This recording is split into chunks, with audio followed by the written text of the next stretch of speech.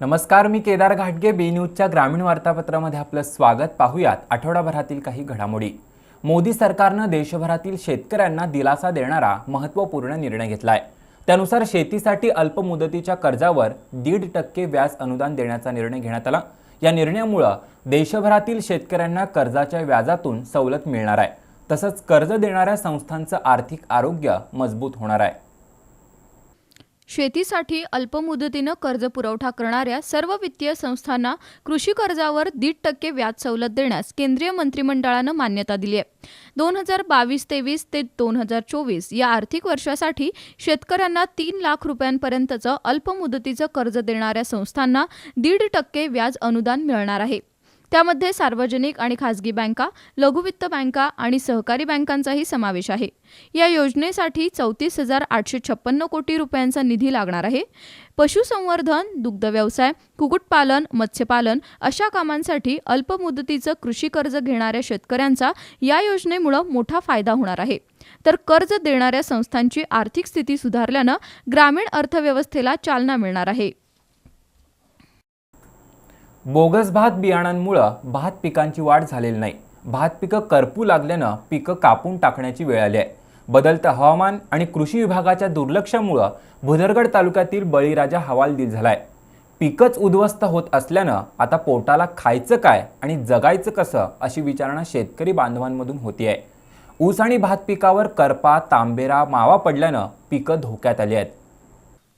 भुदरगड तालुक्यात खासगी कंपन्यांनी वितरित केलेल्या बोगस बियाणांमुळे भात पिकावर करपा, तांबेरा आणि पिकाची उगवणी झाली नसल्यानं ऊस पिकावर लोकरी मावा, तांबेरा असे रोग पडू लागल्यानं बळीराजा अडचणीत आलाय. बदलत्या हवामान आणि कृषी विभागाच्या दुर्लक्षामुळे बळीराजाच्या अडचणीत भर पडली आहे. पिकांवर अनेक रोग पडल्यानं आता पोटाला खायचं काय अशी विचारणा होती आहे. रोगापासून पीक वाचवण्यासाठी शेतकऱ्यांनी प्रचंड पैसे मोजून औषध फवारणी केली, मात्र तरीही पिकांवरून रोग हटत नाही. त्यामुळे बळीराजा हवालदिल झालाय. तर दुसरीकडं शेतकऱ्यांचं पीक विविध रोगांमुळे नष्ट होत असूनही कृषी विभागानं त्याकडे दुर्लक्ष केल्यामुळं तीव्र संताप व्यक्त होतोय. ग्रामीण भागातील मृतदेह स्मशानभूमीपर्यंत नेण्यासाठी शववाहिका नसल्यानं नागरिकांची गैरसोय होते. ही बाब लक्षात घेऊन करवीर तालुक्यातील वडणगे इथल्या डी मेंबर्स ग्रुपनं मोफत शववाहिका उपलब्ध केली आहे. या शववाहिकेचं लोकार्पण नुकतंच करण्यात आलं. मोठी शहरं आणि तालुक्याच्या काही ठिकाणी मृतदेह अंत्यविधीला नेण्यासाठी मोफत किंवा अल्प दरात शववाहिकेची सुविधा उपलब्ध केली जाते. पण ग्रामीण भागात ही संकल्पनाच अजून अस्तित्वात नाही आहे. प्रत्येक गावात स्मशानशेड बांधण्यात आले आहेत, मात्र ही स्मशानशेड गाव कुसाबाहेर असल्यामुळं मृतदेह नेण्यासाठी नागरिकांची दमछाक होते. नेमकी हीच गरज ओळखून करवीर तालुक्यातील वडणगे इथल्या डी मेंबर्स ग्रुपनं वडणगेसह पंचक्रोशीसाठी शववाहिका देण्याचा निर्णय घेतलाय. त्यासाठी सोशल मीडियाच्या माध्यमातून या उपक्रमाला स्वेच्छेनं निधी स्वरूपात पाठबळ देण्याचं आवाहन केलं होतं. या आवाहनाला दानशूर व्यक्ती आणि सेवाभावी संस्थांचा चांगला प्रतिसाद मिळाला. उपलब्ध निधीतून शववाहिका घेण्यात आली आहे. या माध्यमातून वडणगेसह पंचक्रोशीसाठी 24 तास मोफत सेवा दिली जाणार आहे. या शववाहिकेचं लोकार्पण CPRचे आरोग्यदूत बंटी सावंत यांच्या हस्ते करण्यात आलं. यावेळी महावितरणचे कार्यकारी अभियंता अजित अस्वले, बाजीराव पाटील, इंद्रजित पाटील, केवलसिंग राजपूत, रवींद्र पाटील, डॉक्टर अजित पाटील, शहाजी वर्गे, उपसरपंच रमेश कुंभार, राजू पोवार, ऋषी ठाणेकर यांची प्रमुख उपस्थिती होती. कोल्हापूर जिल्ह्यात पुरवठा विभागासाठी 12 नायब तहसीलदार नव्यानं मिळणार आहेत. पण लिपिक, अव्वल कारकून आणि पुरवठा निरीक्षकांची पदं कमी होणार आहेत. कोल्हापूर शहरातील पुरवठा निरीक्षकांची 6 पदं रद्द होणार आहेत. त्यानंतर 2 लिपिक, 1 पुरवठा निरीक्षक आणि 1 अन्नधान्य वितरण अधिकारी अशा 4घांवरच शहरातील अन्नधान्य वितरणाची जबाबदारी येणार आहे. लोकसंख्या आणि कामाचा व्याप पाहता पुरवठा विभागातील मोजक्याच कर्मचाऱ्यांची अक्षरशः दमछाक होईल आणि कामाचा बोजवारा उडेल अशी भीती आहे. राज्य शासनानं अन्न नागरी पुरवठा विभागाची यंत्रणा स्वतंत्रपणे तयार करण्याचा निर्णय घेतलाय. त्यानुसार कोल्हापूर जिल्ह्यात महसूल विभागात काम करणाऱ्या 61 कर्मचाऱ्यांचं पुरवठा विभागात समायोजन करण्यात आलंय. त्यामुळे महसूल कर्मचाऱ्यांमध्ये नाराजी आहे. महसूल कर्मचारी संघटनेच्या नेतृत्वाखाली बुधवारी जिल्हा पुरवठा अधिकारी दत्तात्रय कवितके यांना निवेदन देण्यात आलंय. महसूल कर्मचाऱ्यांना पुरवठा विभागाकडे वर्ग करू नये अशी मागणी करण्यात आली आहे. पण महसूल कर्मचारी पुरवठा विभागात गेले तरी कर्मचाऱ्यांचं वेतन बदलणार नाही असं पुरवठा अधिकाऱ्यांनी सांगितलं. दरम्यान शासनाच्या नव्या धोरणानुसार कोल्हापूर जिल्ह्यासाठी पुरवठा विभागाला 12 नायब तहसीलदार मिळणार आहेत, पण कर्मचाऱ्यांची पदं कमी होणार आहेत. कोल्हापूर शहर अन्नधान्य वितरण कार्यालयात 6 पुरवठा निरीक्षक होते, त्यापैकी 5 निरीक्षकांची पदं रद्द केली आहेत. त्यामुळे शहरातील 6 वॉर्डातील नागरिकांच्या रेशन कार्ड दुरुस्तीसह संपूर्ण रेशन धान्य वितरणाची जबाबदारी केवळ एका पुरवठा निरीक्षकावर येणार आहे. त्यातून रेशन विभागाच्या कामकाजाचा बोजवारा उडणार आहे. वार्तापत्रामध्ये घेऊया एक छोटीशी विश्रांती.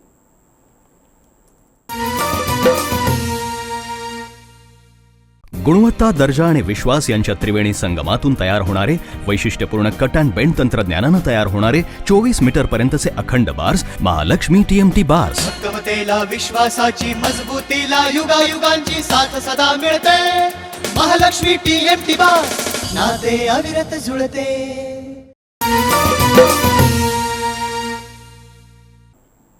वार्तापत्राच्या या भागात आपलं स्वागत. राधानगरी तालुक्यातील शिरगावमधील भोगावती नदीवरील नव्या पुलाची उंची वाढवावी अशी मागणी राधानगरी तालुका काँग्रेसच्या वतीनं करण्यात आली आहे. या मागणीकडे लक्ष वेधण्यासाठी आमजाई वरवडे इथं धरणं आंदोलन करण्यात आलं. राधानगरी तालुक्यातील आमजाई वरवडे ते शिरगाव दरम्यानच्या भोगावती नदीवर 9 कोटी रुपये खर्च करून 2017 साली बंधारा बांधायला मंजुरी मिळाली. महापुराचा अंदाज घेऊन शासनानं या बंधाऱ्याची उंची ठरवली होती. मात्र राधानगरी धरणाचे स्वयंचलित दरवाजे उघडल्यानंतर नव्यानं बांधण्यात आलेला पूल पाण्याखाली जाऊ लागलाय. या पुलाची उंची वाढवावी या मागणीसाठी गेली 2 वर्ष आंदोलन सुरू आहे. आता राधानगरी तालुका काँग्रेसच्या वतीनं याच मागणीसाठी आमजाई वरवडे इथं धरणं आंदोलन झालं. जिल्हा परिषद सदस्य पांडुरंग भांदिगरे, संजय पाटील, हिंदूराव चौगुले, सुशील पाटील यांनी या पुलाची उंची किमान 2 मीटरनं वाढवावी अशी मागणी केली. कोट्यवधी रुपये खर्च करून उभारलेला पूल पावसाळ्यात पाण्याखाली जात असल्यानं नागरिकांची गैरसोय होतीये. त्यामुळे पुलाची उंची वाढवावी, अन्यथा उग्र आंदोलन छेडलं जाईल असा इशारा गोकुळचे माजी संचालक PD धुंद्रे यांनी दिला. दरम्यान काँग्रेसच्या या धरणं आंदोलनाला राधानगरी तालुक्यातील राष्ट्रवादीचे काही कार्यकर्ते उपस्थित होते. त्याचीही चर्चा रंगली होती.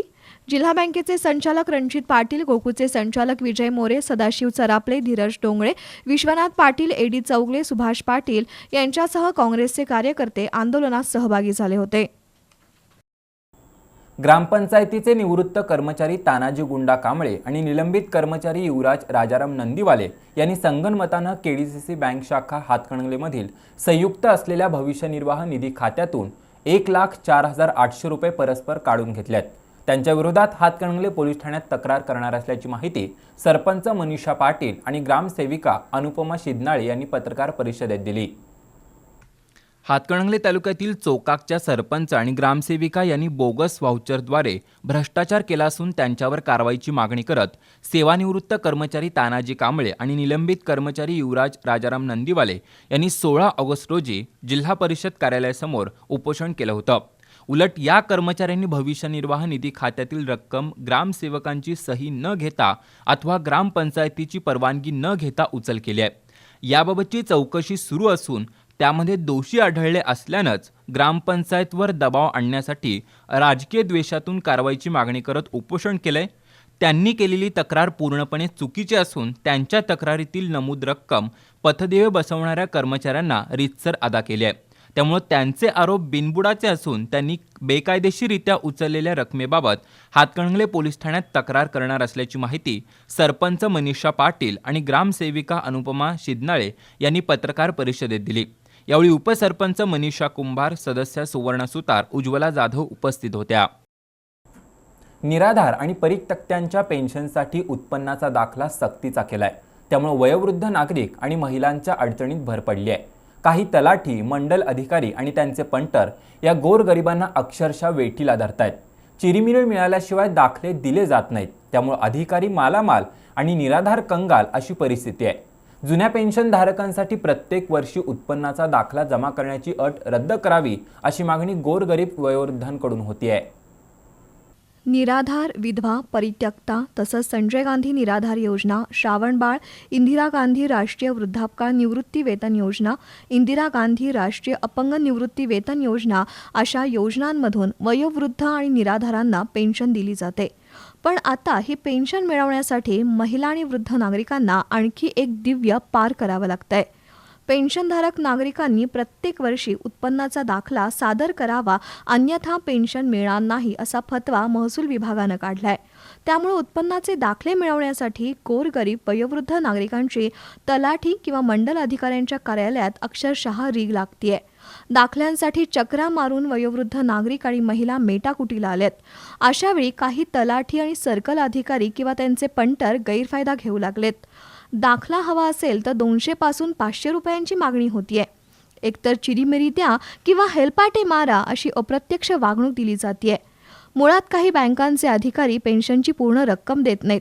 आता तर उत्पन्नाच्या दाखल्यासाठी पण पैसे द्यावे लागतात. त्यामुळं भीक नको पण कुत्रे आवर असं म्हणण्याची पेन्शनधारकांवर वेळ आली आहे. पेन्शनसाठी उत्पन्नाचा दाखला देण्याची अट रद्द व्हावी, अन्यथा अपंग संघटनेच्या वतीनं आंदोलन छेडू असा इशारा राजर्षी शाहू महाराज दिव्यांग संघटनेनं दिलाय. बी न्यूजसाठी भुदरगडहून शिवाजी पाटील. आणखीन काही बातम्यांसह भेटूया वार्तापत्राच्या अखेरच्या भागात.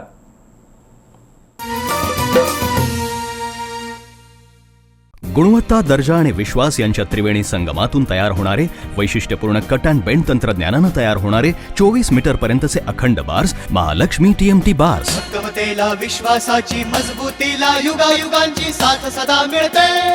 महालक्ष्मी TMT बार्स नाते अविरत जुळते.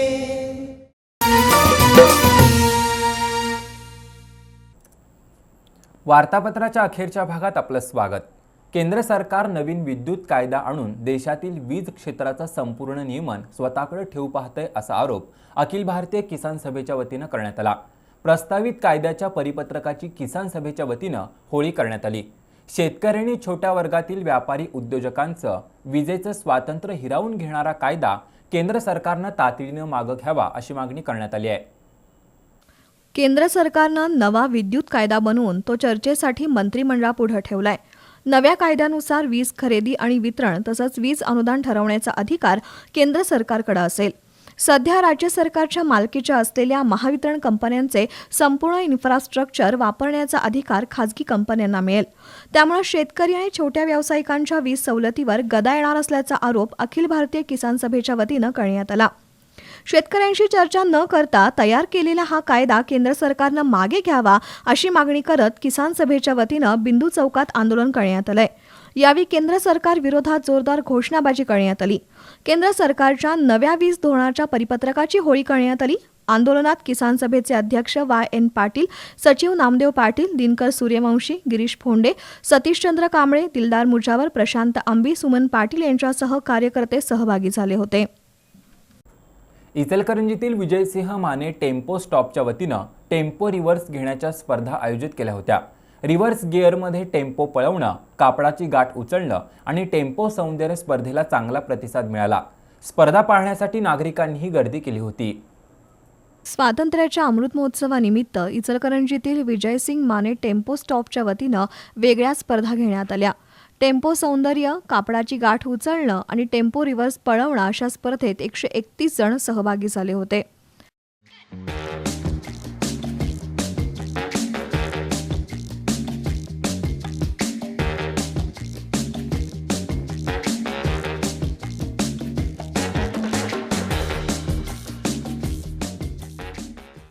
टेम्पो सौंदर्य स्पर्धेत बसवराज वलेवाडी यांनी प्रथम तर रमेश खरात यांनी द्वितीय क्रमांक पटकावला.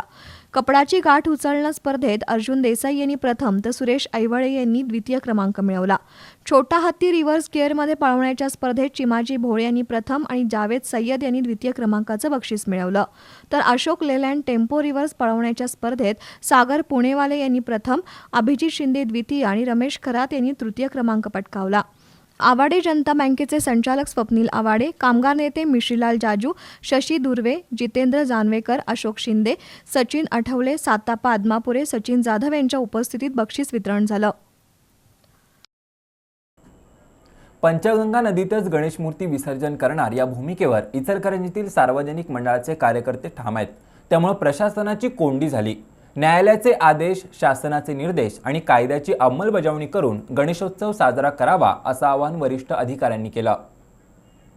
गणेशोत्सवाच्या पार्श्वभूमीवर इचलकरंजीत लोकप्रतिनिधी, शासकीय अधिकारी आणि गणेश मंडळांच्या प्रतिनिधींची बैठक झाली. प्रारंभी पोलीस उपाधीक्षक बाबूराव महामुनी यांनी बैठकीचा उद्देश स्पष्ट केला. महापालिकेचे अभियंता संजय बागडे यांनी गणेशोत्सवाच्या पार्श्वभूमीवर शहरात सुरू असलेल्या कामांची माहिती दिली. महावितरणचे अभियंता राहुल पाटील यांनी तात्पुरत्या वीज जोडणीसाठी मंडळांनी महावितरण कार्यालयाशी संपर्क साधण्याचं आवाहन केलं. मुख्यमंत्री एकनाथ शिंदे यांनी यावर्षी गणेशोत्सव निर्बंधमुक्त साजरा करण्याचा निर्णय जाहीर केलाय. त्यानुसार पंचगंगा नदीत मूर्ती विसर्जनासाठी परवानगी द्यावी. शहापूर खण ही पर्यायी व्यवस्था असल्यानं तिथं मूर्ती विसर्जनाची सक्ती करू नये अशी मागणी माजी उपनगराध्यक्ष तानाजी पोवार यांनी केली. बाळासाहेब कलागते, पुंडलिक जाधव, मलकारी लवटे, ॲडव्होकेट समीर मुदगल, संतोष कांदेकर, प्रसाद जाधव, मोहन मालवणकर, शहाजी भोसले, आनंदा मकोटे, विजय पोवळे यांनीही गणेश मूर्तींचं विसर्जन नदीत करण्यास परवानगी द्यावी अशी मागणी केली. गणेश मंडळांचे कार्यकर्ते पंचगंगा नदीतच मूर्ती विसर्जन करण्यावर ठाम होते. मात्र जलप्रदूषण रोखण्यासाठी नदीत गणेश मूर्तींचं विसर्जन होऊ नये अशी प्रशासनाची भूमिका आहे. अखेर गणेश मंडळांच्या भावना शासन दरबारी कळवू असं अप्पर पोलीस अधीक्षक जयश्री गायकवाड यांनी सांगितलं. तर प्रशासक सुधाकर देशमुख यांनी समन्वय ठेवून आणि पर्यावरणाचा विचार करून उत्सव साजरा करावा असं आवाहन केलं. एकूणच इचलकरंजीत नदी प्रदूषणाच्या समस्येकडे दुर्लक्ष करून भावनेचा मुद्दा पुढे रेटला जातोय. गुरुकुल शिक्षण प्रणालीचे प्रणेते गुरुदेव समंत भद्रजी महाराज आणि स्वर्गीय बाबासाहेब कुचनुरे यांच्या 34व्या पुण्यतिथीनिमित्त वळिवडे इथं भव्य अहिंसा, शाकाहार आणि व्यसनमुक्ती रॅली निघाली. या रॅलीचं उद्घाटन जिल्हाधिकारी राहुल रेखावार यांच्या हस्ते करण्यात आलं. सध्या आचार्य श्री चंद्रप्रभू सागर महाराजांचा सहसंघ चातुर्मास सोहळा सुरू आहे. गुरुकुल शिक्षण प्रणालीचे प्रणेते मुनिश्री समंत भद्रजी महाराज यांच्या आणि श्री वीर शिरोमणी ॲडव्होकेट बाबासाहेब कुचनुरे यांच्या 34व्या पुण्यतिथीनिमित्त पार्श्वनाथ दिगंबर जैन कमिटी, वीर सेवा दल, वीर महिला मंडळ यांच्या वतीनं भव्य अहिंसा, शाकाहार आणि व्यसनमुक्ती रॅली काढण्यात आली. दीपक पाटील यांच्या हस्ते ध्वजारोहण झालं आणि त्यानंतर जिल्हाधिकारी राहुल रेखावार यांच्या हस्ते रॅलीचं उद्घाटन करण्यात आलं. वळिवडे इथल्या शालेय विद्यार्थ्यांनी ज्ञानेश्वरी दिंडी घेऊन रॅलीत सहभाग नोंदवला. तर हत्ती, घोडे, रथ आणि झांज पथकांचाही रॅलीत समावेश होता. दुपारी झालेल्या मुख्य कार्यक्रमाला माजी खासदार राजू शेट्टी यांनी उपस्थिती लावली होती. उसाला दर चांगला मिळावा, शेतकऱ्याच्या घरी आर्थिक सुबत्ता आली, पण हा पैसा व्यसनांवर खर्च होऊ लागल्याची खंत त्यांनी व्यक्त केली. दरम्यान आचार्य श्री चंद्रप्रभू सागर महाराज, न्यायमूर्ती प्रवीण चतुर, साखर आयुक्त शेखर गायकवाड, सुरेश कुमार काला, न्यायमूर्ती कल्पनाताई होरे, सोनाली पाटील यांनीही मनोगत व्यक्त केली. कार्यक्रमाला गोकुळ संचालिका शौमिका महाडिक, DC पाटील, सरपंच अनिल पांढरे यांच्यासह मान्यवर उपस्थित होते. याबरोबरच हे वार्तापत्र इथंच संपलं. नमस्कार.